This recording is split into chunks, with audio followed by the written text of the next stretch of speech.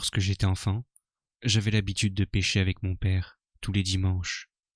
On descendait sur Providence River et on passait des heures à lancer des hameçons dans l'eau. La plupart du temps, on n'attrapait pas grand-chose, à part quelques bars ou quelques petits poissons bizarres par-ci par-là. Je regardais parfois mon père soulever de grosses bestioles sur notre petite barque à moteur et retirer les crochets ensanglantés de leur bouche béante. Au début, ces trucs me terrifiaient. J'étais jeune et je n'y comprenais pas grand-chose. Plus je grandissais, et moins mon père m'emmenait dehors.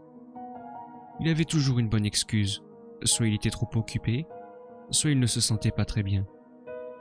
À partir de là, je lui ai souvent reproché de ne pas vouloir passer du temps avec moi. Mais, après tout, je n'étais pas un enfant parfait non plus. Mon père était un homme de la nature, comme son père avant lui, et il passait tout son temps dehors, garantissant à ma mère et à moi-même une existence saine, grâce à ses talents en termes de pêche et de chasse. Il vendait le fruit de son travail tous les lundis matins au marché local, lequel était essentiellement constitué de fourrure, de viande ou de poisson. Frais comme un gardon dès 6 heures du matin, il était toujours le genre à être suspicieusement en avance. Mais toutes les choses de la vie s'épuisent et meurent un jour. Et c'est ce qui finit par arriver à ma mère, malgré le fait que je me sois occupé d'elle du mieux que je le pouvais. Tous ces facteurs dans ma vie m'ont conduit à l'isolement et la solitude. Je n'avais pas d'amis ou de petits amis, et je ne savais pas non plus comment en trouver. J'ai fini par quitter notre petite maison et j'ai emménagé sur une péniche que je m'étais achetée. Il n'y avait pas de meilleur moyen pour avoir du poisson frais à disposition. Vivre sur une rivière, aussi bizarre que cela puisse paraître, m'a rendu encore plus isolé que de vivre sur la terre ferme. Il n'y a pas vraiment de personnes à qui parler sur la rivière. J'ai fini par devenir un rat de bibliothèque et de ce fait, par me plonger dans des histoires écrites par de grands auteurs. De temps en temps, je faisais le trajet de la rivière jusqu'au centre-ville pour faire les courses, et là, je m'arrêtais à la librairie. Lovecraft était un auteur dont je n'avais jamais entendu parler, mais dont le vendeur m'avait fortement recommandé les écrits. J'ai passé de nombreuses nuits à lire ces contes glaçants. C'était très anxiogène, mais je ne pouvais détacher mes yeux de ces pages maudites. Chaque jour, je me réveillais et je mettais en place mes lignes de pêche.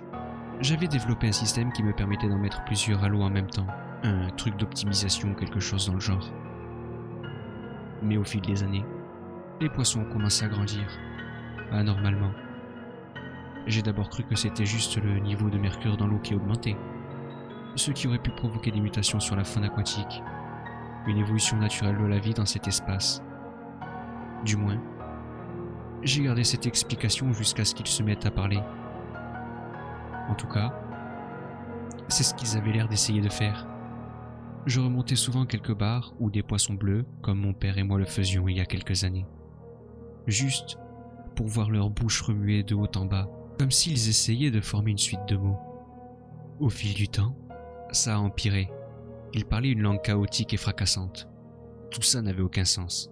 Je ne peux rien faire d'autre que vous dire ce que j'ai entendu et ce que maintenant je ne peux plus cesser d'entendre, comme des tambours battants à l'intérieur de ces créatures aquatiques me parlant en rythme. Chaque fois que leur voix me parvenait, ça me mettait en transe, et il me fallait beaucoup de volonté pour m'en libérer.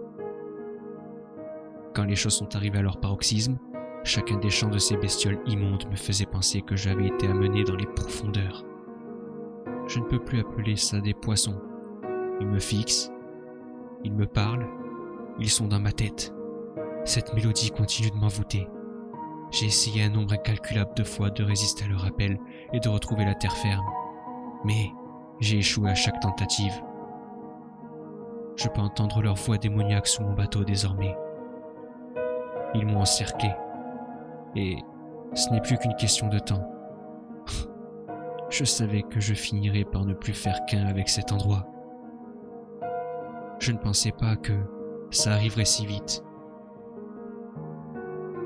Je me tiens sur le pont maintenant. Je vois les créatures nager tout autour de ma coque, leur minuscule tête en dehors de l'eau, Ce rythme infernal, me martelant toujours les tympans. Cette chanson qui m'ordonne de plonger, de ne faire qu'un avec ce trou. Le truc le plus dérangeant dans tout ça, c'est que je peux distinguer la voix de mon père dans la chorale. Je pense que Lovecraft était sur quelque chose.